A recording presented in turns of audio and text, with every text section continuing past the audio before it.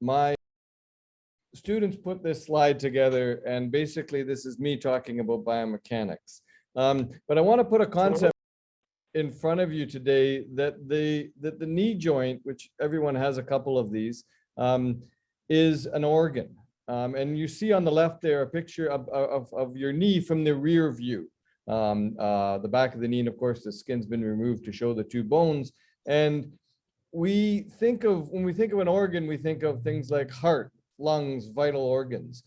We think of knee joints, we tend to think of a mechanical part, two bones that are joined by some mechanical equivalent.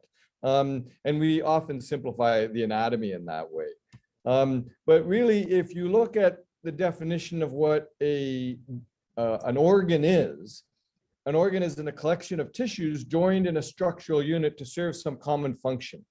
And when I look at what joints are in there, they're way more than just two bones. They're bones, ligaments, cartilage, synovial fluid, muscles, nerves, connective tissues, and they all function together for a common function. So it's in that way that I think the knee joint fits within the definition of an organ. And the knee joint's function, what it does is it facilitates movement and transfers forces. It's a truly remarkable engineering feat, if I might say so, from the engineering perspective. And the knee joint does this while maintaining and supporting massive loads. 2 to 3 times your body weight is going through your knee joint, just standing there or taking a simple step. And the comprehension of that, or the first studies of this, can be traced back to Borelli. Now, Borelli was his full name, Giovanni, nice Italian guy, if I can say myself, Giovanni Alfonso Borelli. He was a student of Galileo, and he was one of the first scientists to consider the forces in motion produced by animals and relate them to machines, really. And this is a simple mock-up of this kind of idea. And he's considered the father of modern biomechanics. And this was about 400 years ago, as it's shown here. So it's this translation of what is a biological organ to a mechanical system and the study of those forces that act on and with the biological structure. This is what we define as this field of biomechanics. And I can tell you, as a young engineering student, 30, 35 years ago, the idea of biomechanical engineering was an emerging field at that time. And as somebody said, at SILAPS, Queens was one of the forerunners here. And I was really interested in being able to apply my engineering skills to understand human function. And arguably, I've spent the rest of my career trying to do this. Now, again, going back to the heart, there it is. I don't know if that's moving for you, but you might see a moving heart. So if you think of how we assess the function of a heart, we use things like pulse, blood pressure, ECG. Many of us have had these things measured on ourselves. And this tells us how the heart is working and how it's functioning. The equivalent, when we're looking at joint function, what do we do? If you got a pain in your joint or something and you go to the doctor, they use static x-rays. Here's an x-ray, a little bit, actually, it's an MRI of a knee joint. They use MRIs or CT scans, all these advanced imaging techniques, but they don't tell you how the knee is functioning, how it's moving, how is it doing its job. So therefore, it's a very different way of assessing what our joint is when we're looking at static images of it and how it works.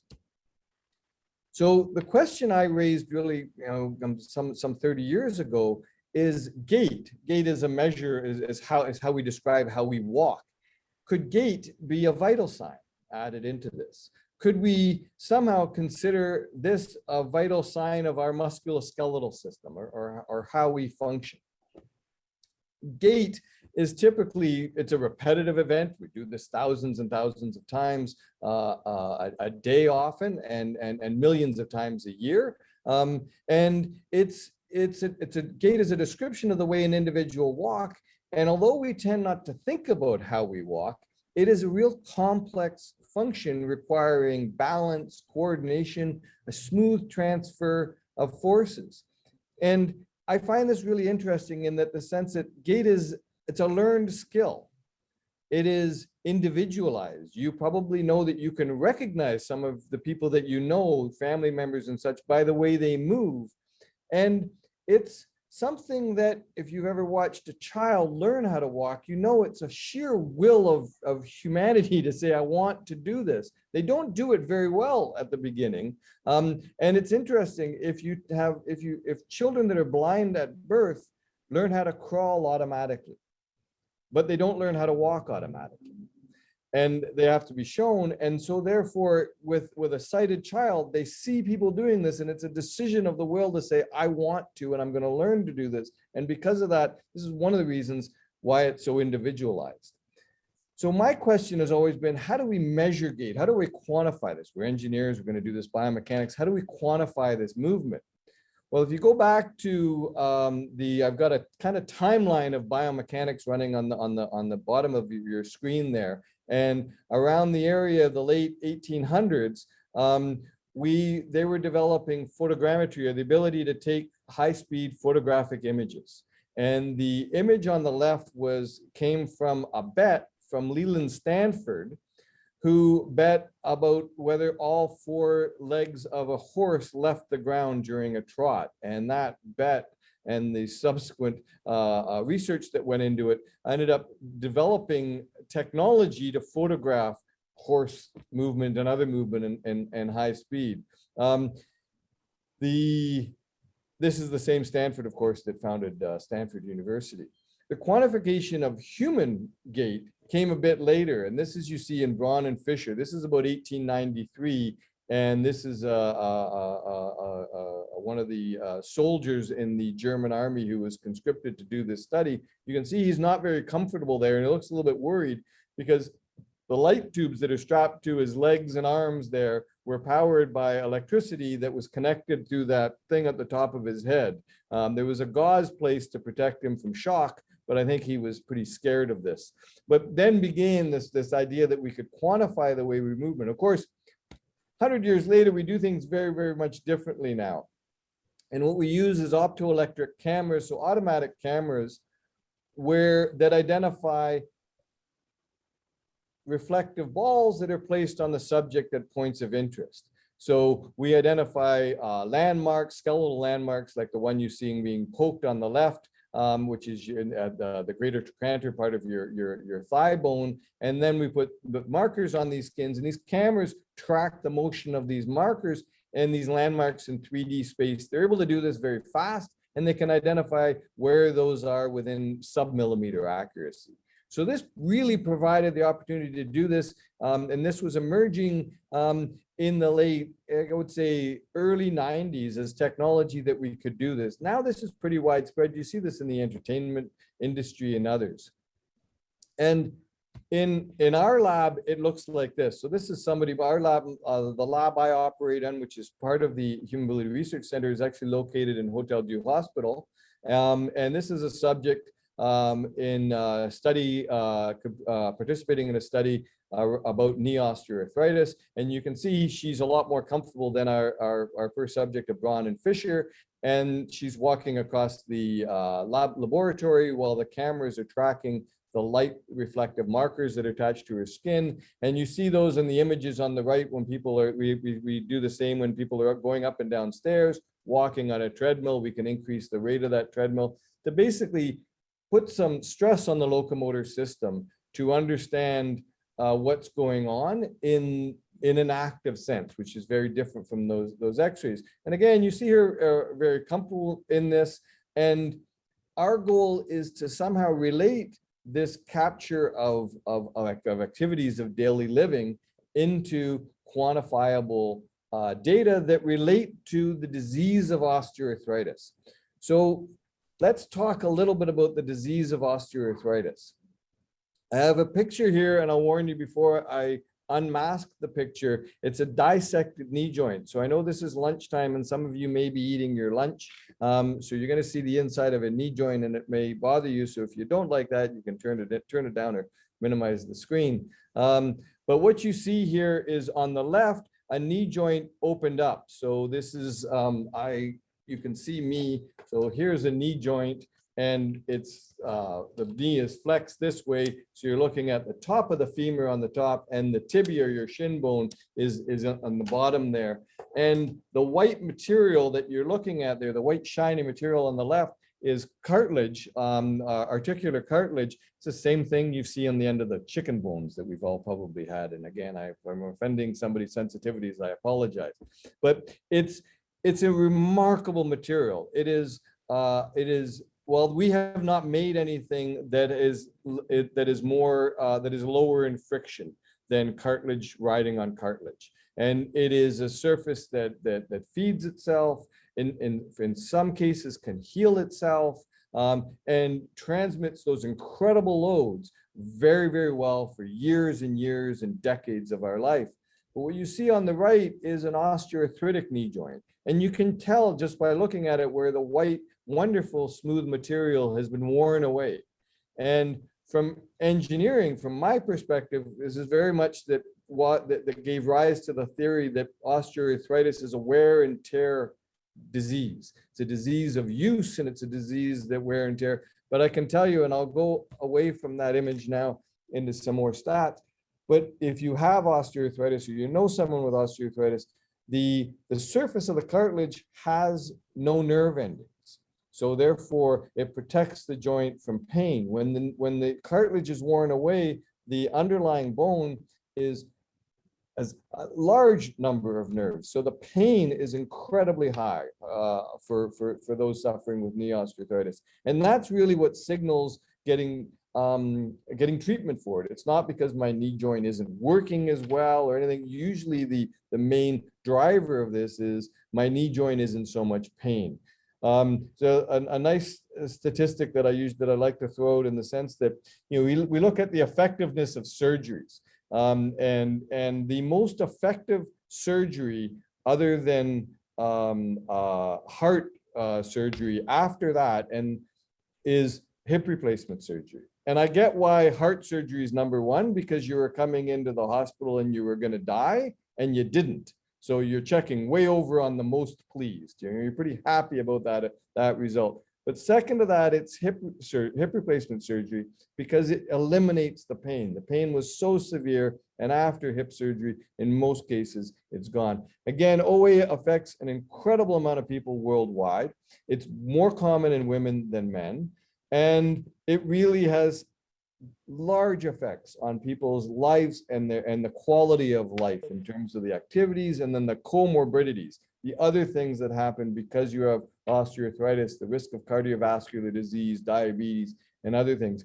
And OA at present has no cure. And despite what I described it as a wear and tear disease, it doesn't happen to everyone. It doesn't happen to runners, for example, more than non-runners. And joint replacement, it's not a cure. So what we have is a salvage operation. I imagine that the students that I teach now and here in engineering, that at some point they're going to look back at the way we treated osteoarthritis and say, this was barbaric, because we literally take the joint out and replace it with metal and plastic. Now, again, it works in the sense that it gets the pain out, but it's a salvage operation for a joint that can't be repaired, and we're trying to do something with it. And it's an incredibly economically important area for our healthcare system, because of the cost of the surgeries, the cost of the joints, and the sheer challenge of doing the number of joint replacements that are necessary. You've often heard, of course, of the wait list for people waiting to get knee and hip surgery in Canada. So in the understanding why some people get arthritis and why people don't, and what we can do, it has been an area, a field of active research for decades. And some of the early evidence that suggested that this is a disease of mechanics did a number of things. One of the interesting one was looked at households in England to better understand this. And from these surveys, it was discovered that people with strenuous labor-intensive jobs like dock workers and miners had greater risk of OA than those, let's say, that had jobs of clerks or secretaries. So again, as a mechanical engineer, I was really interested in saying, well, what can we learn about this from the area of engineering when we look at this disease process? So really, this survey data that was done was supported by experimental research. And this research I'm showing here was done in the 70s, which revealed that the breakdown in the cartilage, that white, beautiful material, depended not just on the magnitude of load, but also the type of loading. Just high loads didn't do it, but what was, or loads that were applied over a long period of time didn't really do it. But it depended on the frequency of the loading, high frequency loading. And of course, things like gait, when you're walking and stepping, this has an important field. So this was the first experimental data into what is causing arthritis. And it provided us a paradigm to do future research. I am personally way less interested in animal research than in finding analogs to arthritis than to really understanding the same thing, the real thing in terms of humans. So what we're doing in our gait lab, in our motion lab, is quantifying the attributes or the characteristics of human gait. So here you see a subject in the lab, and we can measure that angle that the tibia or the shin bone makes with the thigh bone or the femur. And you see it in the skeleton on your right. As someone takes a step, of course, that angle changes all the way through. And we can measure this continuously. And what you see there is a study or data from that knee joint angle, recorded every line as a subject. And the red lines represent subjects with osteoarthritis, and the blue lines represent subjects that are healthy, they're the controls. And we use machine learning and artificial intelligence and other techniques to look at that data and extract the differences, and we can separate or identify who has osteoarthritis and who has it. And more importantly, we can take that information and we can feed it into a computer model of walking, where now we've replaced them with we've represented the muscles by those blue lines, and we can interrogate this computational or musculoskeletal model in ways that we can't do to human beings, of course, but we can do in a way to understand what these motion profiles or these differences, the way that an osteoarthritic subject walks, how are they affecting the joint in terms of loading and things like that. And we've been using that to identify factors that are related to osteoarthritis, why some people get it and some don't. And we've also been able to relate this to the treatment of knee OA. Knee braces is a common treatment that is prescribed for somebody that has knee osteoarthritis, has pain, but they're too early to get a knee joint replacement. They might be too young, considering the lifespan of a joint replacement. A knee joint is 15 years, maybe. So if you're in your early 60s, I don't want to be looking at having this done 2 or 3 times in my lifetime. So often, as a precursor, we'll try something that is less invasive, like a knee brace. And it's funny, it's very difficult to determine if a knee brace is going to be effective for some people and for others. Some people it works for, others it doesn't. So we used our lab in the experiment and measured people with the brace on itself and used some modeling, and there you see the brace marked up with those markers. And what was really interesting is that we were able to determine why the brace works, how it unloads the knee joint, but we were also able to predict, based on how the person was walking, who would benefit from a knee brace and who would not. And that kind of information can be used to guide surgical treatment, of course. The most interesting aspect of research for any researcher is what they're doing right now.